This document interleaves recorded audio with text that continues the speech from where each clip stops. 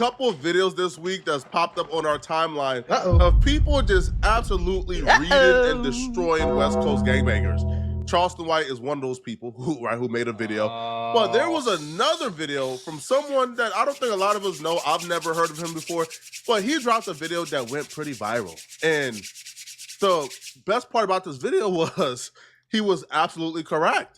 That anyone who watched the video, even if they were a gangbanger, they say, homie, he cooking. The most self-hating, sellout blacks in America are in Los Angeles, California. This is a fact. Guy? But when you redirect the conversation to the black gangs. Okay, so it's gonna be a video. So I need you to grab your Twinkie, cause I got my Twinkie. I need you to grab your Twinkie. And then I need you to grab your grabber leaf. Roll up. Come back to the video. See what I'm saying? Together. Look at my eyes. You know I'm off the Twinkie. Ski. Oh man, they take it to a whole nother level. Like they take the to the next level. Oh, you could stop the video right here and the dissertation would be complete and accurate. These the group of the funkiest, self-hating, white man loving, Mexican terrified group of niggas you've ever met. The CIA couldn't believe, they couldn't predict how successful this experiment would be. These group of gang-banging niggas was created in the lab, bruh. God ain't capable of creating a group of niggas this ignorant. I'm sorry, bruh. Satan ain't capable of creating a group of niggas this trifling. This was created in the lab by the CIA. The white devil had to create this. That's a fact. I'm sorry. We don't need this. My brother, stop it right here and your video is complete.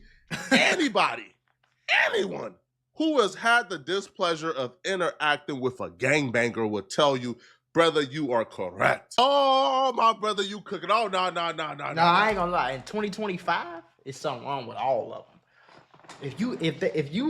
Listen, it's something wrong with you, folks. If you still doing, it's something wrong with you. Oh, now you cook. Oh, you done started some shit down today. Oh, you done started some shit down today, man. You done started some shit today, man. Oh, we gotta talk about it, man. Oh, we gotta talk about it today, man. Okay. They welfare mooching mamas done been on Section 8 for 50 years, but they still got the nerve to stop you to ask you where you from. No, for real. When you trying to operate and go to your productive taxpaying citizen employment, and these unemployed folks want to stop you in your tracks to ask you where you from. Where you from? As if you need their permission to walk through neighborhoods. Your mama been on Section 8 for 50 years. You've been in the same household in that basement. You ain't get him, Flacco! Thought about owning property in that community, but yet you think you have the nerve, you have the permission, you have the audacity to ask a ninja where you from. Nah, for real though. Come on, man. So, bro, we understand, and don't get it mistaken. This only applies to Flacco Luther King. If that white boy want to walk through their neighborhood with a big camera, he can walk through freely. But don't you think you got the complexion for compassion? That's not a thing when it comes to these people, bro. I watched the video of tell the white folks to check in ever. They never do that. A white boy riding through Compton with a big camera, knocking on doors, asking the commissar to paint their house. You know what happened? They invited that white boy in, gave him a home-cooked meal. Now, I dare you, who don't got the complexion for compassion, ride through their hoods with a camera and knock on doors and see how fast you get unalive. So trust me, my brother. Yeah, for sure. You don't need the supporting evidence. His supporting evidence includes at least one person that I like, that I love, called Young Hawk. Who is that? Young Hawk, if you see this, man, it's Cannon Briggs who's talking about you, not Poetic Flacco, all right? So get this. My uncle accidentally became a millionaire because of a bird and some walnuts. Long story short, he driving home from work and a bird flies through his window and try to steal the walnuts that he was eating. Out of nowhere, a drunk driver in an 18-wheeler truck comes out of nowhere, smacks his car, totals it, and he ends up in a hospital for 42 days. Now this is where it get better. He got a lawyer from Morgan & Morgan, America's largest injury firm, and they handled all the paperwork, all the appointments, all the additional costs, and my uncle is now a millionaire living in Florida. So if you get seriously hurt, your case can be worth millions. Morgan & Morgan does not play around with lowball offers. They're the biggest for a reason. They've won a lot, and it only takes a few minutes to see if you have a case. They've won $12 million in Florida and $26 million in Philly just for crash victims. That's 30 to 40 times what the insurance offered. If you are in an accident or if you're injured in any way, you should know how to protect your rights. Don't overthink it. Take action to protect your rights, and Morgan & Morgan will fight to get you the compensation you deserve if you become their client. And here's the best part. It's 100% free unless you win some money. If you think you got a case, you're just a few clicks away from changing your entire life. You can start your claim now at www.forthepeople.com/Mac or by scanning the QR code on the screen from your phone's camera. Roll the supporting evidence for this brother's claim, okay? I'm not gonna, take the brother's video. Let him explain himself. Don't believe me? Well, look at this. I'm in cell like 4 at the time. Young Hawk, is that Young Hawk? I see.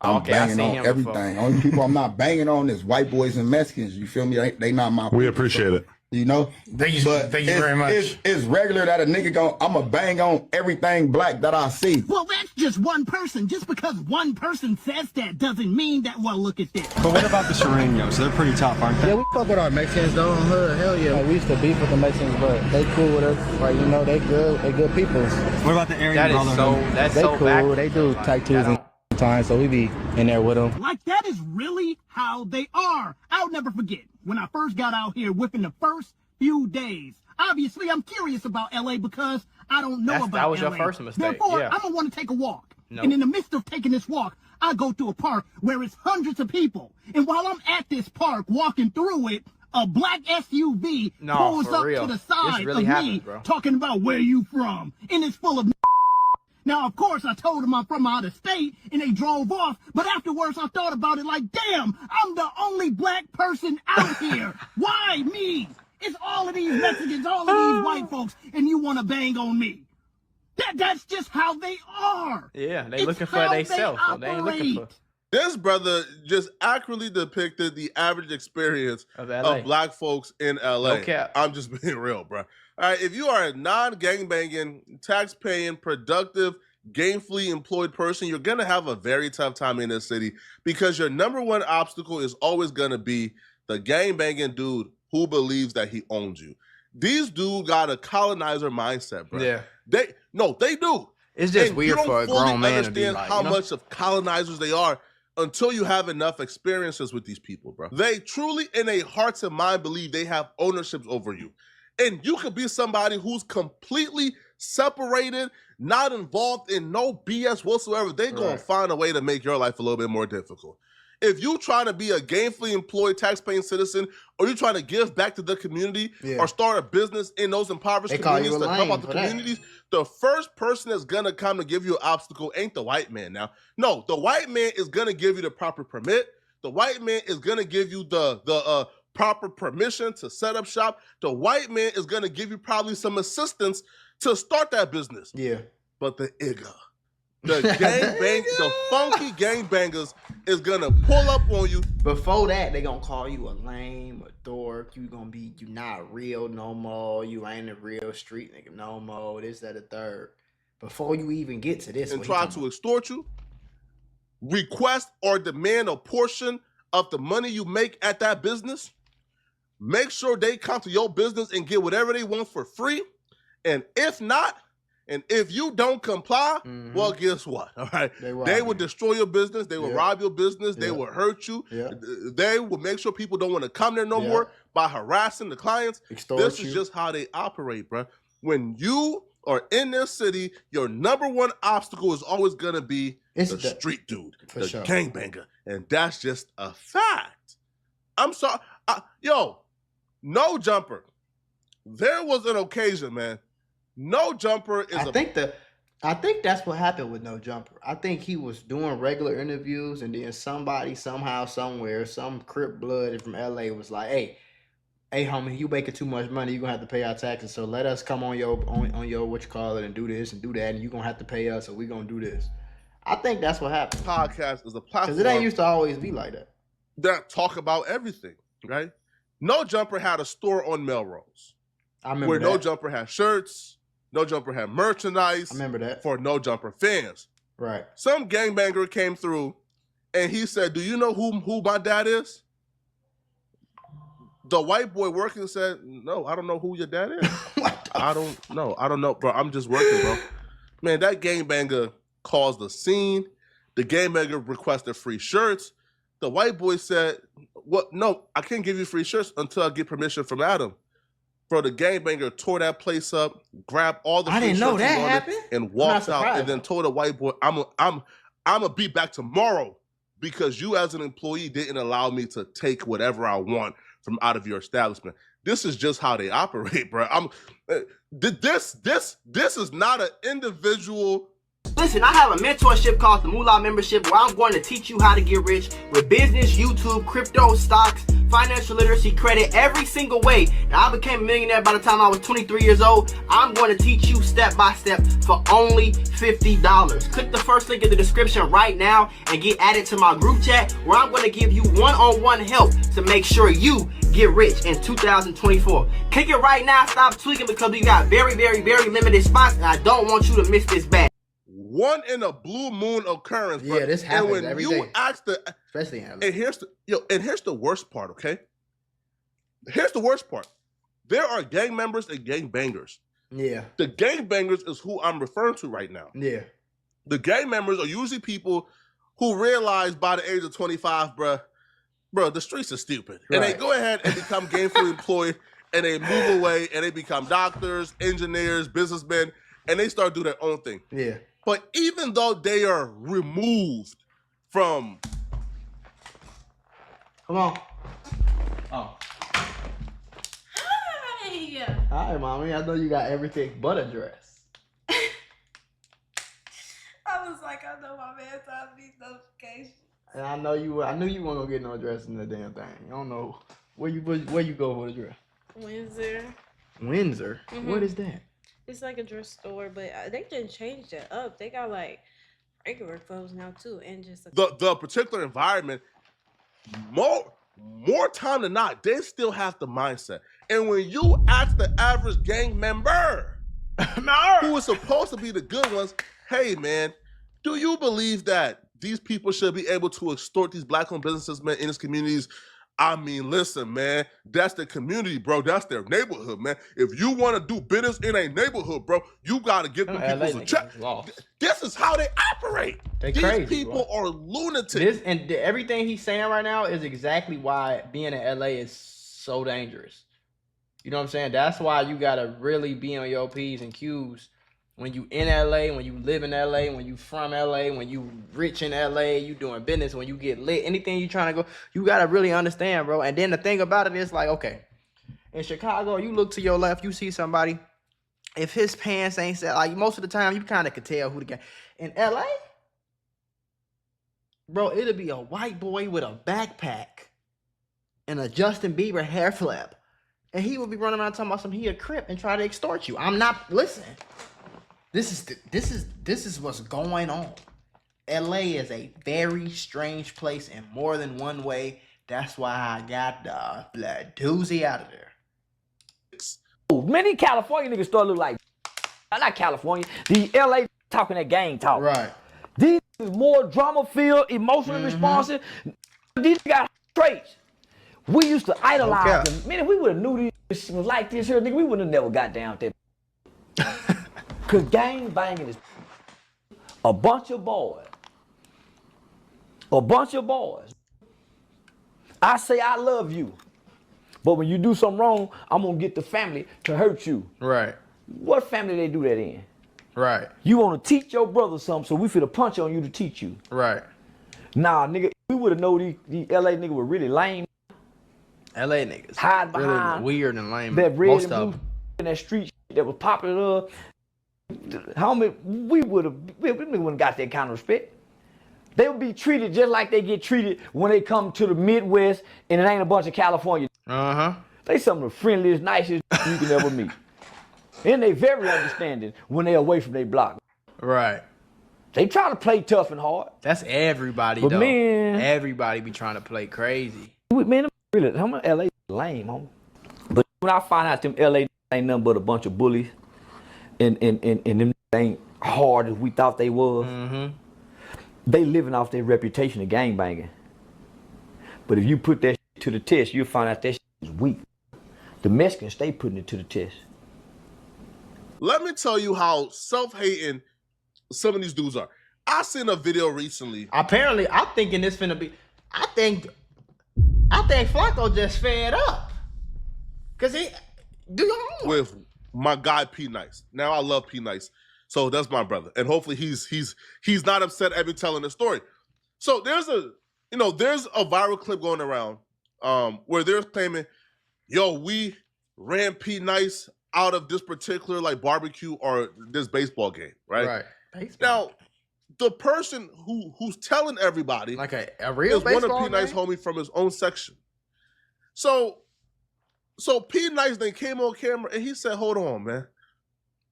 You my homie, and you see me is just me versus an entire baseball field, and I'm politicking and they trying to get me out. You see that happening, and you from my section, you my brother. Instead of coming over to help me out or to help me politic the situation out, or to say, man, listen, man, to kick my brother out, I'm leaving too. Right. You from my section. Instead of doing that, you then hop online to gossip about me while you watch the situation happen and you from my own section. Man, they don't love each other, man. Hell no, we should have been knew that. All that brotherhood talk out the... Crips kill Crips, Bloods kill Bloods, Hoovers kill Hoovers. We should have been knew. Look, I got my apple juice. We should have been knew that. These niggas ain't no, and they gonna snitch on you. They gonna say all the no snitching. Everybody in the comments in my comments, I'm just convinced that nigga Macro just wanna snitch on somebody.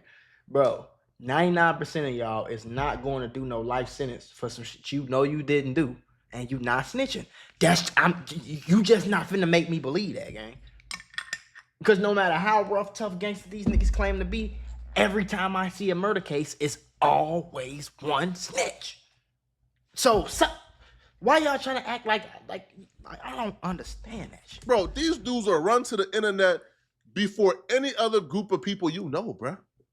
They gossip, they backbite, they disloyal. Man, listen, man, there's not a good character trait I can name, bro. I'm sorry. Bro, I'm sorry. All right? We used to think some of the stuff, and then the internet showed us, man, that tough stuff is out, bro. Yeah, for sure that. You know that. It's out. And we would respect them more if they was ignorant with everybody. Right. If the ignorance applied to any and every group of people, we understand. It applied. That's what I be saying about picking and choosing.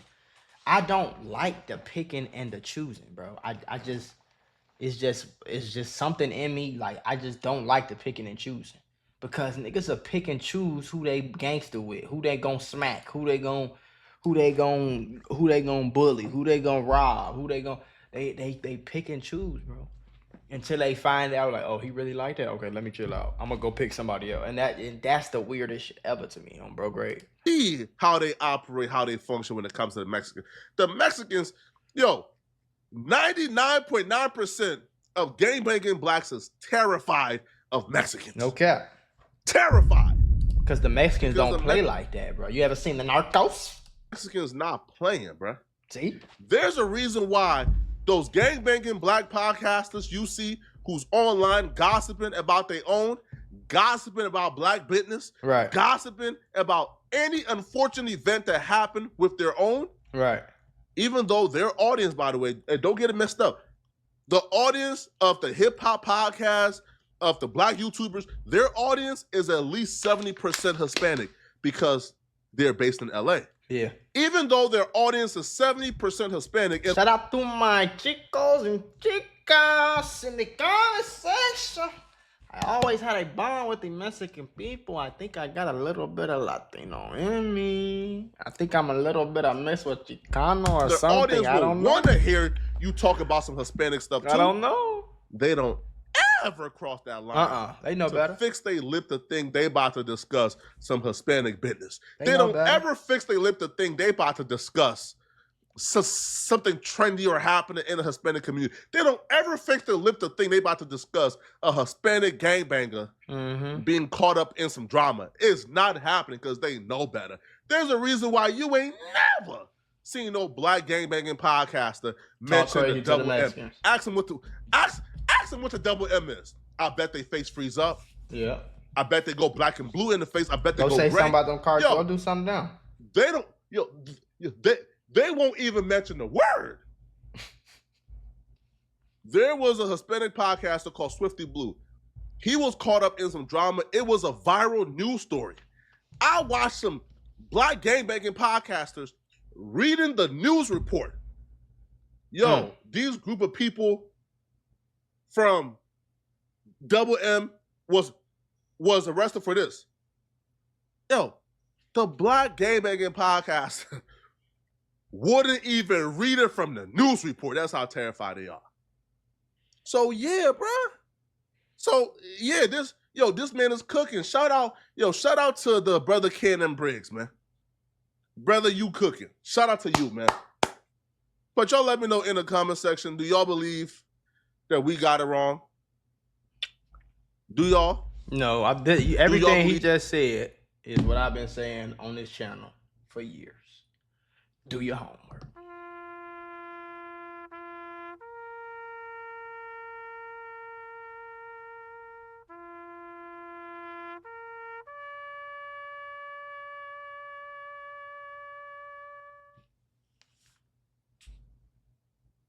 Put this bitch back like I'm double heaven. Hold up, triple deuces. Put this bitch up, we got all the juices.